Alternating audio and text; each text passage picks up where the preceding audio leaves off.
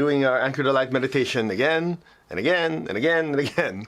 And for some of you who are just joining us, it's Monday, Wednesday, Friday, all California time, 10 a.m., 6 p.m. So each time we'll just have a short lecture, talk, just to kind of nudge you along your spiritual path. And today, I was thinking about it. What should we talk about? You know, I like comic books. And so I'm reading this comic book on Zen meditation and Zen practice. Why comic book? Well, I could read, but I like pictures. Okay, anyway. So one of the Zen stories, by the way, for a lot of you who are new, oftentimes when people say Zen, they think, oh, Zen is just like, I'm Zenned out. They're spaced out, whatever. Zen actually came from India. It was originally called Dhyan or Dhyana, D-H-Y-A-N, okay? When it went to China, it became Chan. That's why you notice you see monks that are meditating, they call it Chan meditation, or meditating on nothingness. And then when it went to Japan, it became Zen. So Zen is not just like blissing out or whatever, it's actually prolonged awareness. The word meditation, and we'll cover this weekend. I know a lot of you have already registered or have already taken the class on achieving oneness with the higher soul. Just to add it in, Zen is actually, when you say Zen, is meditation. And there's a difference between meditating and concentrating. Most people say, oh yeah, I'm concentrating on a mantra. You're not meditating, you're concentrating. Concentrating is using your will, you're focusing.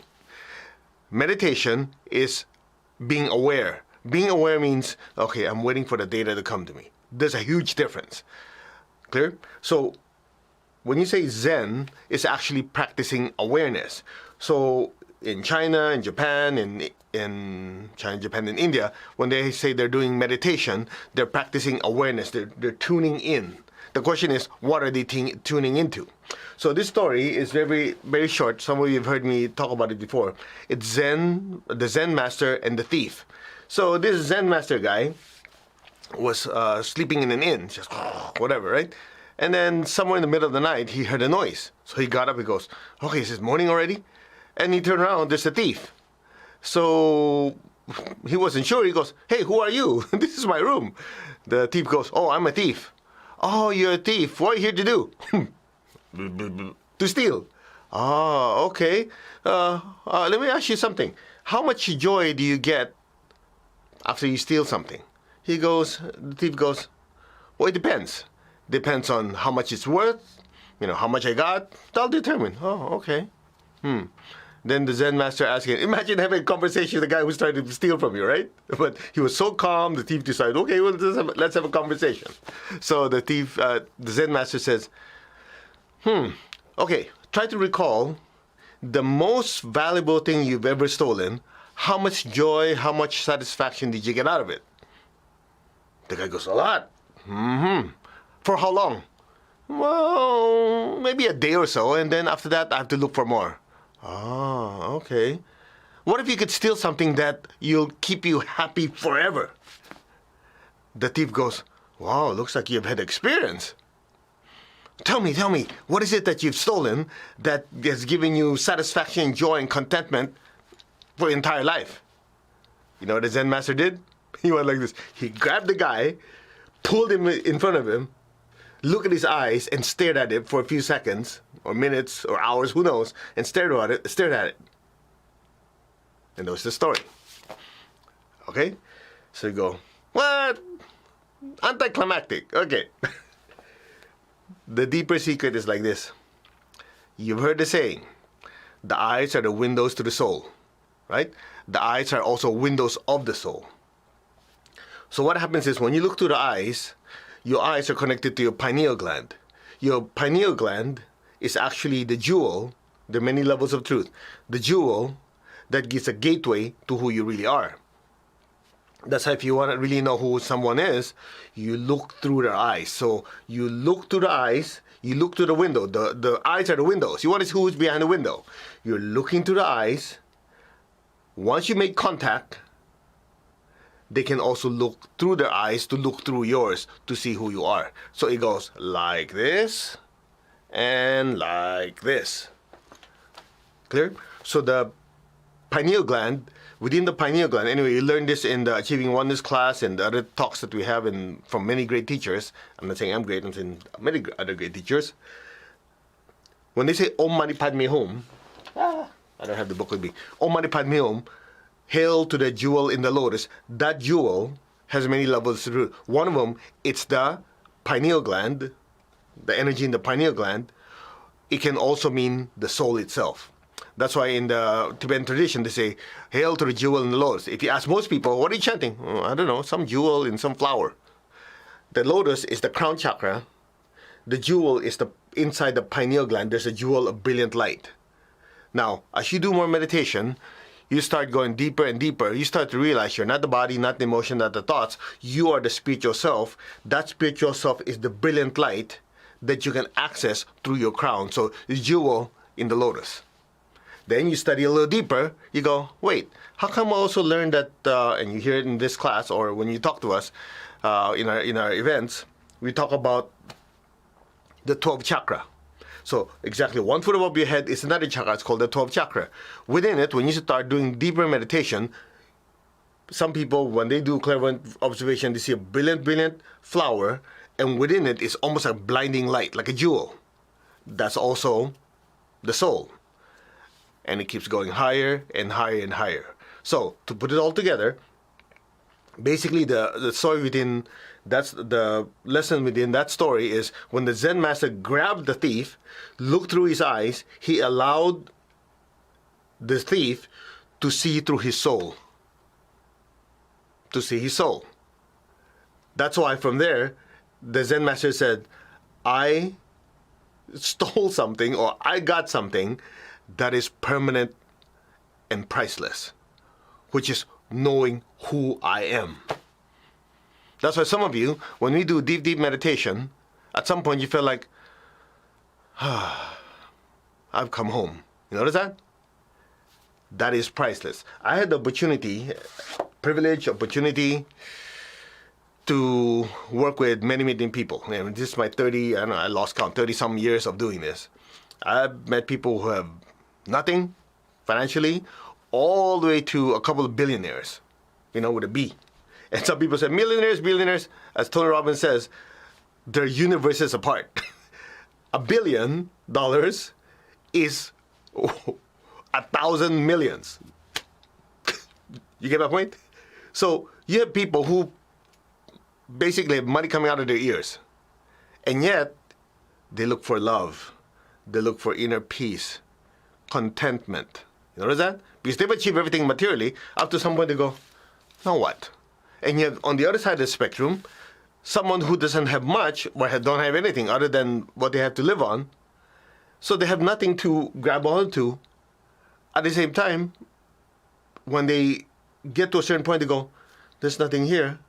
How do I find contentment? They have to look within. So on both ends of the spectrum, they have something in common. Someone who has nothing materially to someone who has everything. Guess what? When you strip away everything that is material, what is permanent is your spiritual self, your soul. Besides, think about it. As my teacher says, no matter how much you accumulate, you can't take it with you. Not even your underwear. Not even if it's Victoria's Secret. I added that part. You get the idea? So, the thief, the story of it is the thief, whatever they covet, will never permanently satisfy. Never. I'm not saying it's not good. It's great. It's good to have good things, nice car, nice house, money to pay your bills, to have a nice holiday, vacation. All that is wonderful and great. And that's why we believe in prosperity. At the same time, this prosperity, we also realize it's not permanent. So, in order to be able to enjoy it, at the same time not be entangled with it, you have to know who you are. You are the spiritual self. That is the permanent, priceless part of you. So when you know who you are, you go, oh, this is good to have money, have all these great, wonderful things, but these are not the I, and I know this will not last, forever. So I'll enjoy it, I have to make the most out of it, and I'll use it to help other people. So I get the best of both worlds. I know who I am, have inner peace, stillness, and contentment, and at the same time, I allow myself to enjoy the good things in life. Because I know they are not the I. They don't control me. I control them. When at a certain point, okay, this enjoyment of, whatever, food, reaches a certain level. Wait. This is becoming gluttony. Okay, I start noticing that I'm eating stuff that's not good for my body anymore. It's affecting my health, affecting this, affecting that. Okay, enough of that. Same thing about sex. Same thing about money. Everything's like, great, I want to have a lot of these. But at some point you go, okay, that's good enough. It's reached the limit. You back off. So in other words, you enjoy it and you release it. And so one of these months, I will be teaching the class on inner teachings of Buddhism revealed. And just to kind of tie it in, it's interesting that most people have a misunderstanding of what Buddhism is. They go, all attachments is bad. All desires is bad. You heard that before? That's dumb. Because you have the desire to love your kids. What's wrong with that? There's a desire to have a spiritual connection. What's wrong with that? There's a desire to be a better person. You get the idea? So some of these people, they don't study too much. They just make broad statements. I look at them and go, hey, no matter what, your life is miserable. You get the idea? It's not desire itself. It's unregulated, unwholesome desire. That's the problem. What is it? Unregulated, unwholesome desire. That is the problem, not desire itself. You get my point? So when people don't study, they just read some holy book and they take one or two sentences and make it suit whatever they want to believe in. That's taking things out of context. No wonder they have problems. That's why studying is extremely important. You are a being of divine intelligence. Use it, especially in spiritual teachings. Otherwise, there's so much cockamamie stuff out there, as my teacher always says. Look, in the TV and radio, there's FCC, at least in the U.S., to regulate what's being said. In the energy world, there's no FCC. Anything goes. I could come up today and say, by the way, last night I had a dream. I channeled that if you jump around 3 times and stand on your head, you'll be enlightened in 2 seconds. If you don't use discernment, you believe anything I say, you're going to be in trouble. Get the idea? So, to go back to it, it is not desire itself that's the problem. It's uncontrollable or unregulated, unwholesome desire that's the problem. And so if you truly understand the deeper meaning of Buddhism, and again, in the coming months when we're ironing out our schedule, it's something like this. The secret is the ability to attach and detach. It shows that the soul is controlled. So for example, I want to get a drink of water, right? My body desires water. First of all, I don't desire the water, my body does. So I allow my body, right? I attach to this cup, enjoy it. Once I'm satisfied, I detach. So life is a series of attaching, detaching, attaching, detaching. Ta-da! So I want to enjoy a good holiday, a good vacation, good food, good company, go on a cruise or whatever. I enjoy it. Okay, when I'm done, okay, that's good, that's nice. Move on to the next thing. Get the idea? That's how you have the good things in life and preserve your spiritual connection. Some of you go, oh, so you mean I don't have to suffer to be spiritual? No. That's exactly the problem. A lot of us grew up, the poor guy who's suffering, who's barely have anything to eat, doesn't have anything to suffer. He's the holy guy. He's the one going to heaven. This rich guy here, he's barbecuing in hell. That's called poverty consciousness. That's the reason why, if you don't get rid of that out of your consciousness, once you said you want to be successful, when things are improving, finally improving, and things are going, oh man, I want to get a better income, better life. When things are getting better, then you find yourself self-sabotaging it. Sounds familiar? Because you did not get rid of those ridiculous thought forms in your aura. I grew up with that. Not until my teacher took a chisel and a ginormous sledgehammer and started breaking those out of my consciousness did I go, oh, it's okay to be happy. It's okay to be prosperous as long as I'm not attached attach, or the proper term is not actually attach, because attach implies that you can detach. The key word is not to be entangled. Entangled means that's entangled. You notice, like, if somebody gives you a rope and it's all tangled up, in order to use it to go, that's entangled. So when a person is entangled with their money, with sex, with food, with drink, whatever, that's what you call a form of addiction. Are we getting somewhere? So that story, The Thief and the Zen Master, is quite amazing. When I read it, I've read it a few times, and the more I read and meditate on it, I go, it's true, huh? We try to get, thinking it'll give us satisfaction. We try to have this, thinking we'll have satisfaction.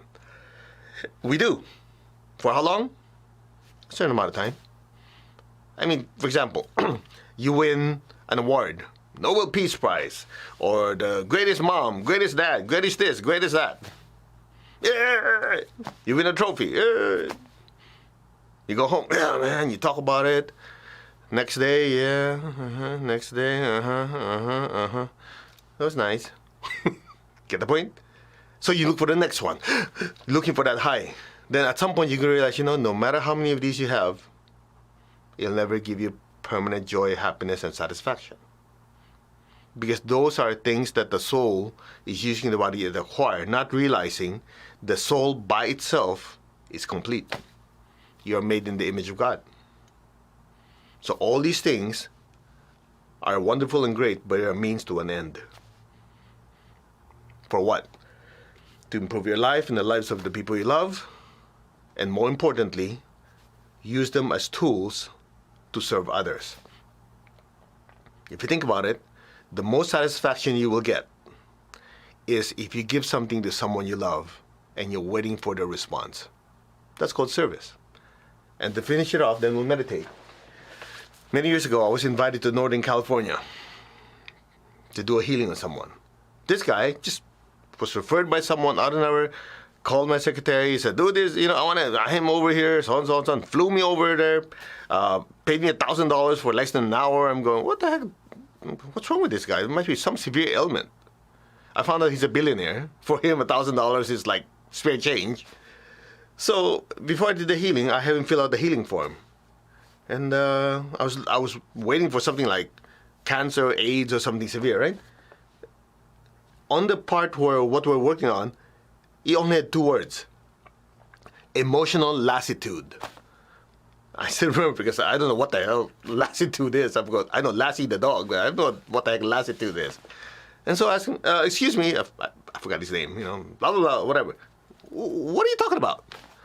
He goes, I feel empty, he has money, he has family, he has everything. I feel empty, I don't feel any form of joy, and I go, oh, one of those. So I ask him, tell me, the last time you experienced what you're looking for now, what was it? Describe it to me. He goes, well, I found some people who needed something, and I found some people who had it. When I put them together, that's what I felt, this amount of joy and contentment. I'm going, that's called service to others. I didn't tell him that, but that's in the back of my mind, right? I'm going, that just proves the point. This guy has everything. He's also a venture capitalist. That's why lots of money, find someone who needs it, got more money, put them together. He goes, oh yeah, I feel good. I was able to help someone. It's called service. Imagine, this guy's a billionaire. Again, B. Yet, the most joy he had was when he was able to serve others. So if you're not there yet, we're telling you what's the end of the road. What is the peak? Which is to bring out the goodness within you and serve others. Until you get there, this me, I thing can only get you so far. You don't believe me? Go for it a few more lifetimes. Come back, we'll talk again. Now, the smart person will go like this. Well, since we know this, here's what we'll do. I'll take care of myself. I'll make myself happy, but simultaneously, see, it's not. What do you call it? It's not. What do you call this? One before the next. It's parallel. You're trying to be happy. You want to make money. You want to get, love yourself and all that. Simultaneously, you do service to others. One helps the other. Man, that's what drives me nuts when I see these people. I love myself. Okay, and you can't hug yourself forever. You can stuff your face forever. You can't make yourself happy 24 hours a day. At some point, you have to realize there's just so much you can take for yourself. There's so much attention you give yourself. You have to divide that attention between taking care of yourself and taking care of others. That is the secret of true satisfaction. And at some point, you'll notice you get more satisfaction, you get more contentment by helping and serving others than thinking of yourself. You know why? It's as simple as this. When you rise above the physical, the emotional, mental level, and when you care for other people without conditions, no expectations, call it unconditional love, your heart gets so activated, which will trigger your spiritual heart, which is your crown. And as you love someone, you're not loving their body, their emotions, their thoughts, or what they own. You love them as the spiritual self. As you love them as a spiritual self, then you really know the meaning of namaste, which is I, the spiritual self, salute the spiritual self in you.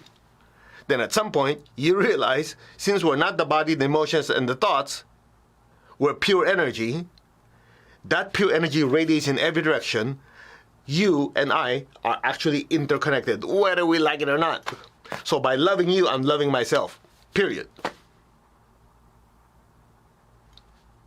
Get that? So you can actually love yourself to the fullest by loving other people.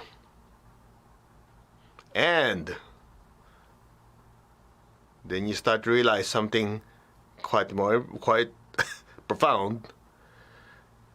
Since God is in all, as you love the other person, you're also loving God. That's why the Lord Jesus summarized the 10 Commandments.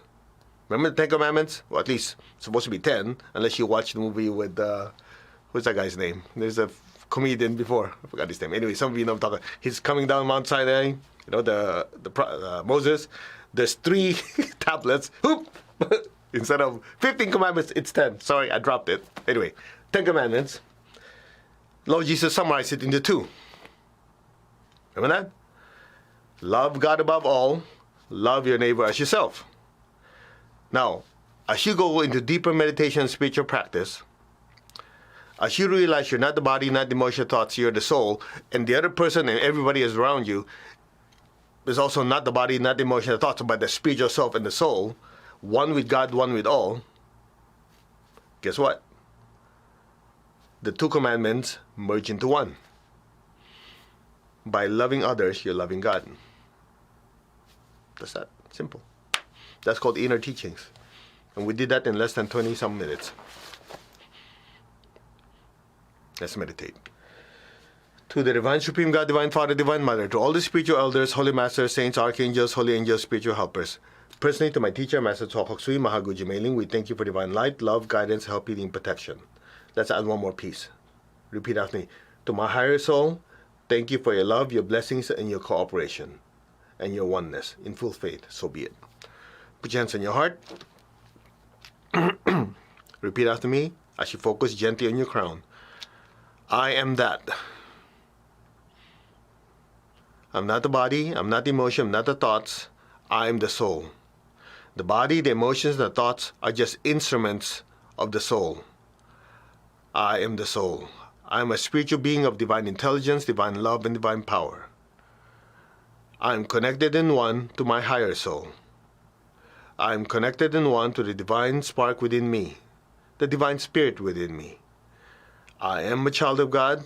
I am one with God. I am one with all. There is only oneness. Just allow your awareness to just drift above your crown.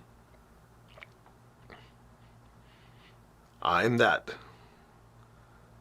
A spiritual being of light, pure energy, made in the image of God. A spiritual being of divine intelligence, divine love, and divine will or divine power. I am that.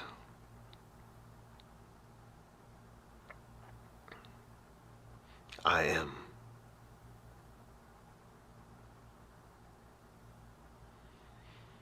Maintain your stillness and your awareness.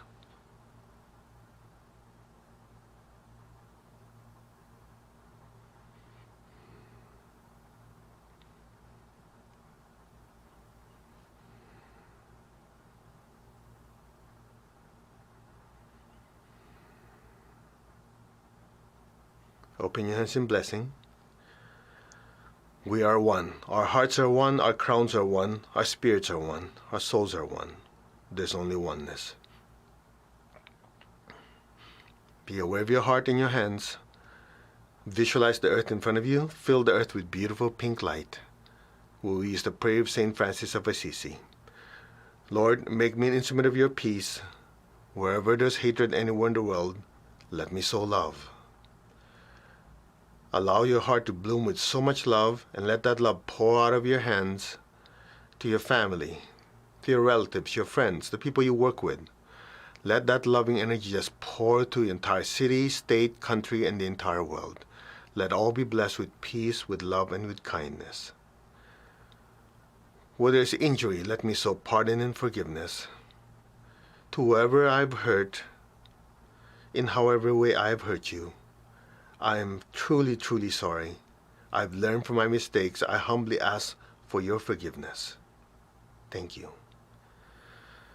And I also forgive myself. To all who have hurt me, we are all children of God. We are all growing and evolving.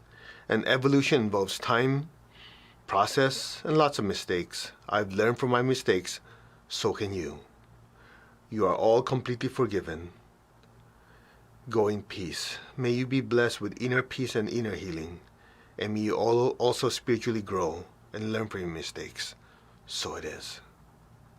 So it is. I release you. Go in peace. Take a deep breath. As you exhale, release the resentment and the anger towards anyone. Again, take a deep breath. Exhale, release any anger and non-forgiveness towards anyone. One more time. Inhale. Exhale, release all that and say, cut. Good. Let's continue. Keep blessing the earth with beautiful pink light. Where there's doubt, let me sow faith. Where there's despair, let me sow hope. Flood the earth with so much healing light. Bless all those who are in despair. People who are sick right now. There's so many of them still sick all over the world. Bless them with divine healing light. Affected by COVID-19, affected by any other ailment, physical or emotional. Bless them with divine healing light. May they be healed, regenerated, and revitalized. So be it. Bless them with hope and with faith and a better life. Bless all the caregivers, the essential workers. All of them are working so hard, sacrificing time with their family, their health, everything else just to serve others. Fill them with divine healing light. Bless them with divine protection. So be it. Bless all our leaders in all the different countries, from top to bottom, from bottom to top. All our leaders on all levels, with love, with wisdom, with a heart to serve selflessly. Keyword, selflessly. Bless them with the inner strength to do what is right, not for themselves, but for the whole world, for the countries, for the people. So it is. Where there's darkness, let me sow light, and where there's sadness, let me sow joy. Be aware of your heart. Just say, our hearts are one.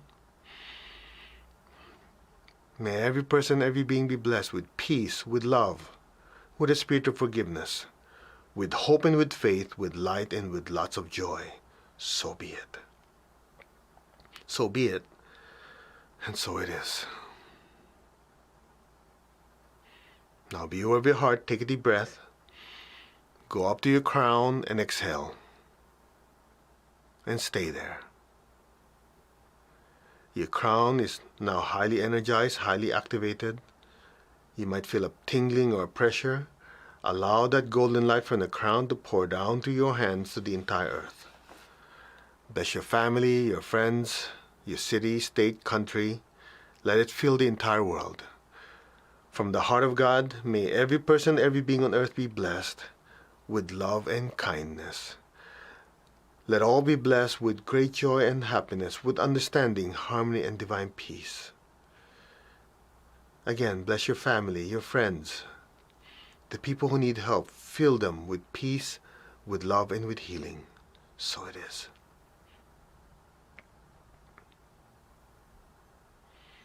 So it is. From the heart of God, may every person, every being be blessed with love and kindness. So be it.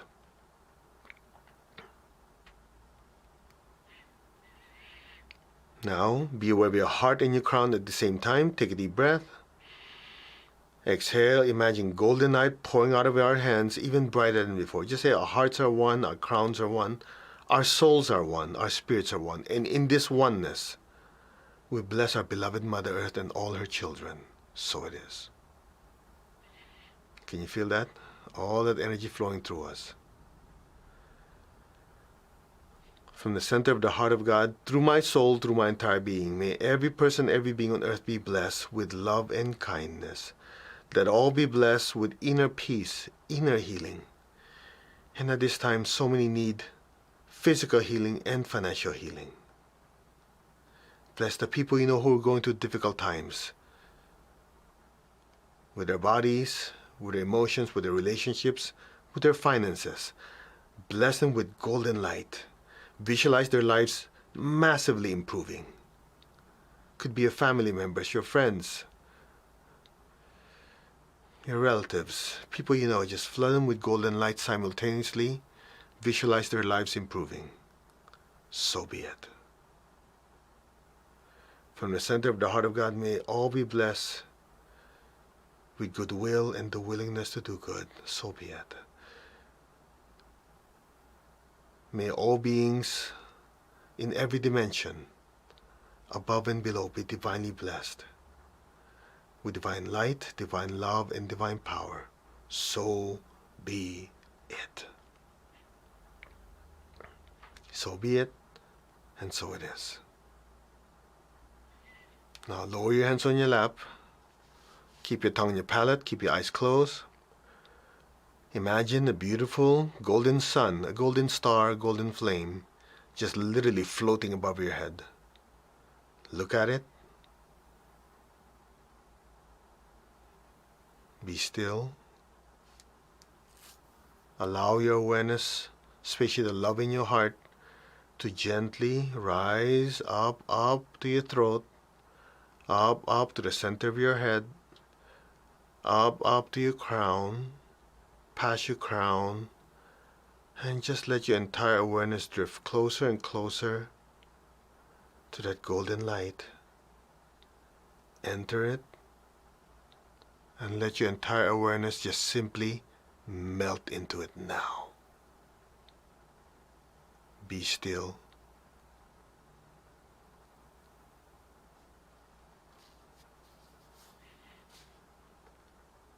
Om.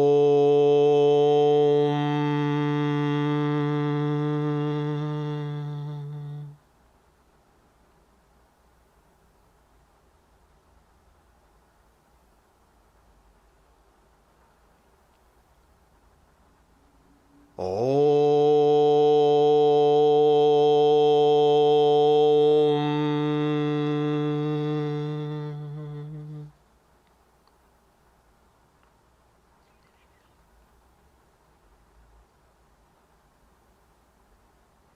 Allow your awareness to drift deeper and deeper into that golden ocean of light. Now.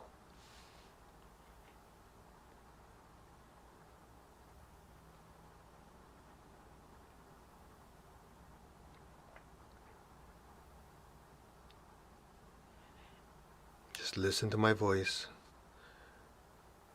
You are the soul, the spiritual self, a being of pure spiritual energy and light. Affirm it and know it. You, the soul, are immersed in an ocean of brilliant, brilliant light. You, the soul, are immersed in an ocean of intense divine love and divine ecstasy. Ananda. Be still and let go.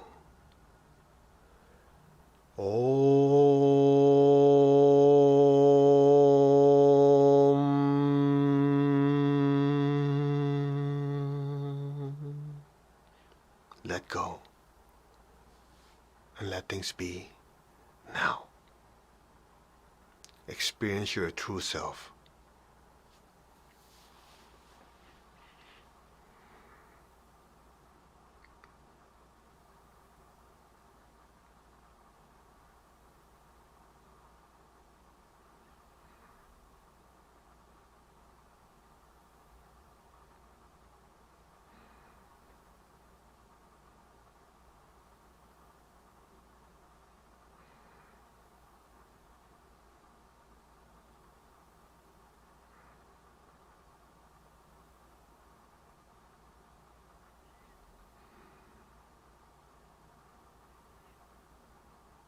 Maintain your stillness. Will increase your energy level. Just be receptive. When it comes to special sauce, just be receptive.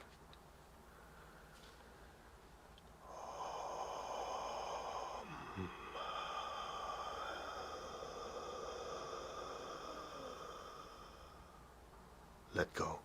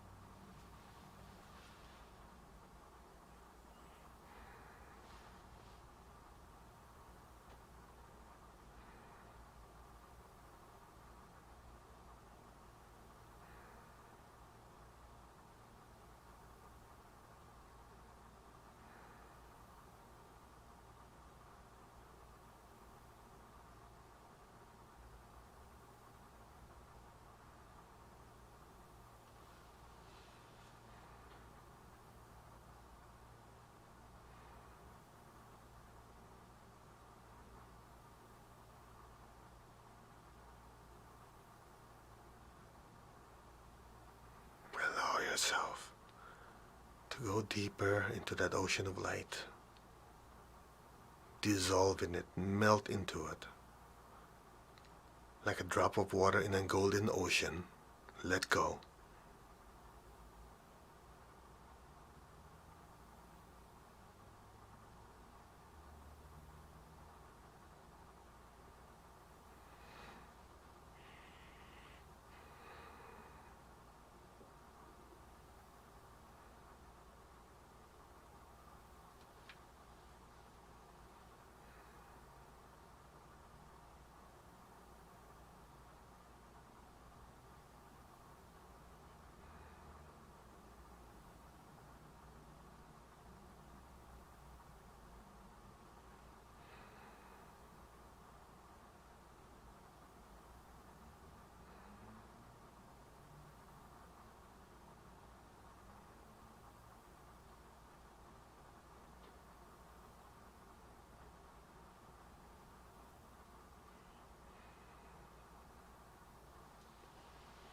Gently, very slowly, come back to your body. Take your time. Gently move your fingers, move your toes. Very gently and slowly come back. Now raise your hands again in blessing. We'll release the excess energy our bodies cannot absorb. Visualize the people you love in front of you. Flood them with golden light. May all of them be blessed with good health, with happiness, with prosperity, with abundance and spirituality. So be it. Bless your job, your career, with success, with progress, with advancement and growth. So be it. And prosperity. May all be blessed. So it is. Now be aware of your feet and the base of your spine. Just imagine golden light going down deep into the earth and going everywhere. Repeat after me verbally. Let our beloved Mother Earth be blessed with divine light, divine love, and divine power. Let our beloved Mother Earth be healed, regenerated, and revitalized. Blessings be to Mother Earth now. So be it. So be it. So it is. Let's give thanks to the Divine Supreme God, Divine Father, Divine Mother. We thank you to all the spiritual elders, holy masters, saints, archangels, holy angels, and spiritual helpers. We thank you for your immense blessings. Thank you all for the love, the guidance, the help, and divine protection. We thank you. All right, you may open your eyes. How's the meditation?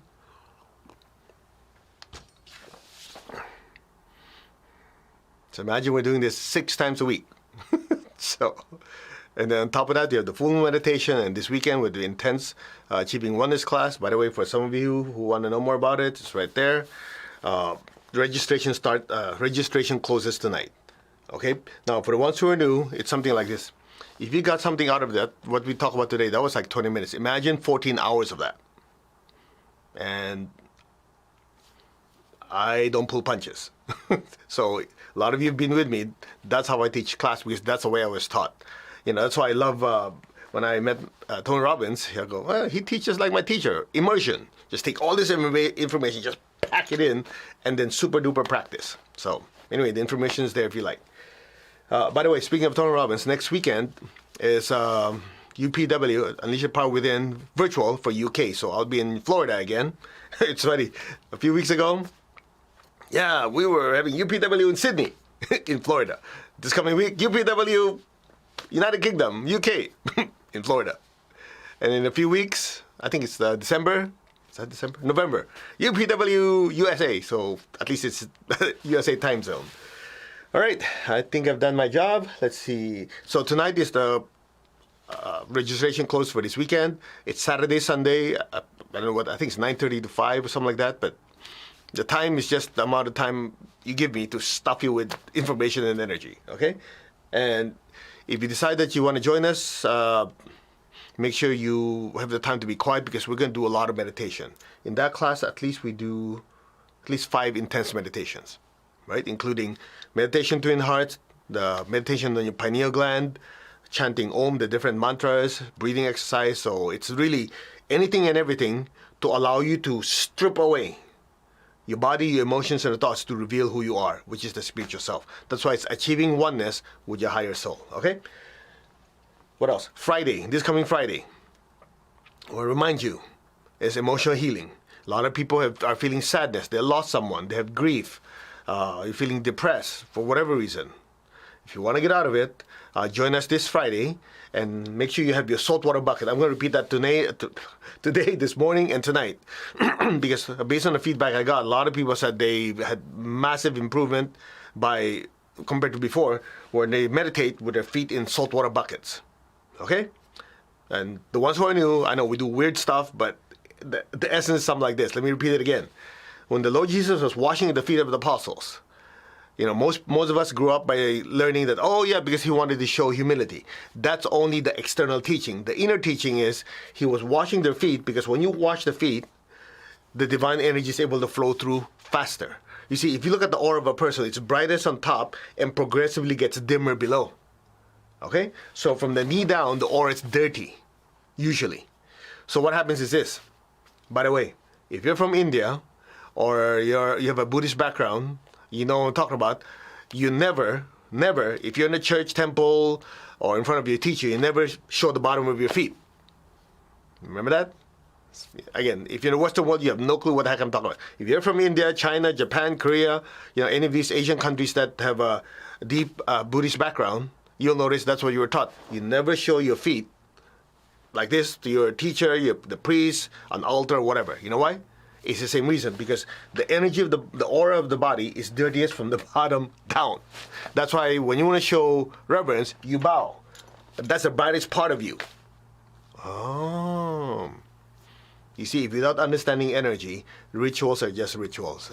Anyway, that said, what we do is when we put our feet in salt water, when we do our meditation, the divine energy comes down, and as it's going down, it does not bottleneck, because the salt water cleanses the feet, and it's like opening up the floodgates so the divine energy can now flow through. So if you're going to join us this Friday for emotional healing, both sessions, do your best to have a basin of salt water.